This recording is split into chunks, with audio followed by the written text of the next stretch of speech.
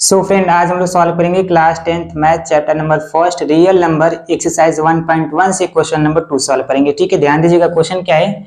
Find the LCM and HCF of the following pairs of integers and verify that LCM into HCF is equal to product of two numbers. ठीक है, question का क्या मतलब है? Question number 2 में आपको 3 pairs of integer दिए गए हैं। ठीक है, दिस एंड दिस। ठीक है, तो इनका हमें क्या फाइंड करना है? एचसीएफ और एलसीएम। क्या फाइंड करना है? एचसीएफ और एलसीएम। और साथ में ही आपको ये भी वेरीफाई करना है कि एलसीएम इनटू एचसीएफ क्या होता है? Product of two numbers. ठीक है, तो इस वीडियो में हम लोग फर्स्ट पार्ट को सॉल्व करेंगे। ठीक, फिर नेक्स्ट वीडियो में इसको सॉल्व करेंगे, फिर अगली जो वीडियो होगी उसमें इसको सॉल्व करेंगे, क्योंकि एक ही साथ सॉल्व करने पे वीडियो थोड़ी सी लेंथी हो जाएगी। ठीक है, तो आइए क्वेश्चन नंबर फर्स्ट को सॉल्व करते हैं। ठीक है, देखिए सबसे पहले 26 और 91 का हम लोग क्या फाइंड करेंगे? एचसीएफ और LCM with the help of prime factorisation method. ठीक है, तो ध्यान दीजिएगा, यहाँ पर हो जाएगा आपका 26 और यहाँ पर हो जाएगा आपका 91। ठीक है, 26 का अगर हम लोग प्राइम फैक्टर निकालें तो कितना आएगा? 2 इंटू 13 आएगा। कितना आएगा? 2 इंटू 13 आएगा। ठीक, और 91 का अगर आप निकालोगे तो कितना आएगा? 7 इंटू 13 आएगा। 7 इंटू 13 आएगा। ठीक है, आप निकाल के देख सकते हो यहाँ पे 26 से अगर इसका आप एलसीएम निकालोगे तो 2 से कितने बार में जाएगा? ये 13 बार में जाएगा। ठीक है, और फिर 13 से कितने बार में?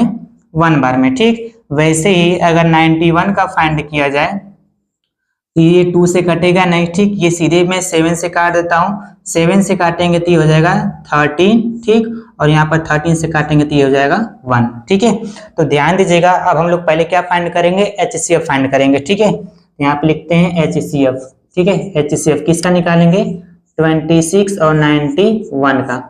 तो एचसीएफ कितना आएगा? एचसीएफ क्या होता है? जो दोनों में कॉमन आता है। ठीक है, तो इन दोनों में कॉमन क्या दिख रहा है? 13। तो जो एचसीएफ होगा वो कितना हो जाएगा? 13 हो जाएगा।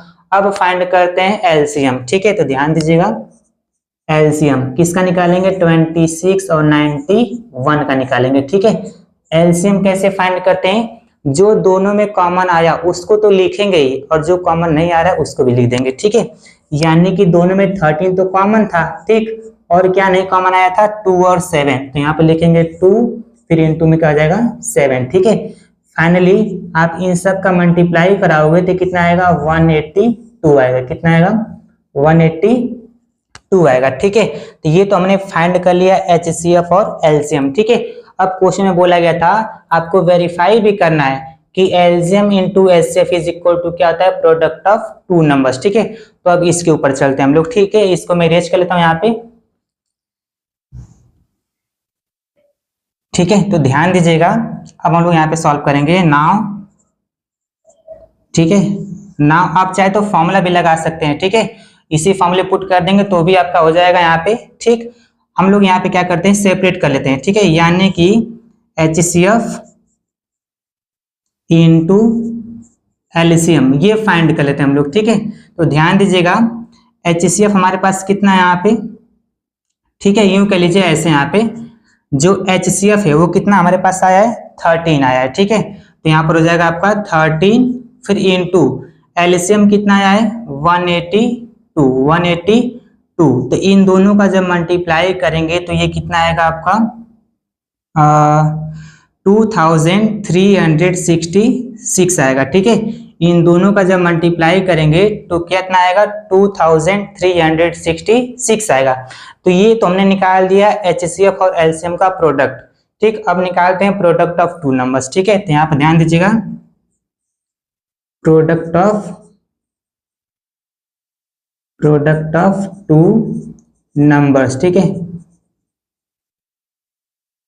प्रोडक्ट ऑफ टू नंबर्स, हमारे पास दो नंबर्स क्या थे? 26 और 91। ठीक है, यहाँ पर हो जाएगा 26 इंटू 91। ठीक है, इन दोनों का अगर मल्टीप्लाई किया जाए तो कितना आ जाएगा? यहाँ पर 2366 आएगा। ठीक है, इन दोनों का मल्टीप्लाई करने पे कितना आएगा? 2366।